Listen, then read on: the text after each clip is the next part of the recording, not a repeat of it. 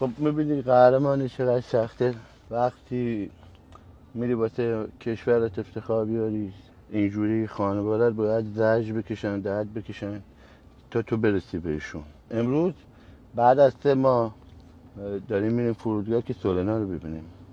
بریم این سورنا شکار میکنه.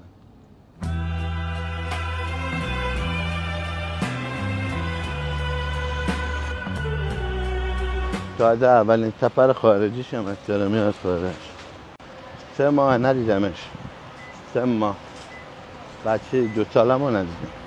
سلام بابا سلام بابا سلام بابا شما دیدی آقای باقری های سوپر؟ خوبی؟ سلامتی؟ سلامتی؟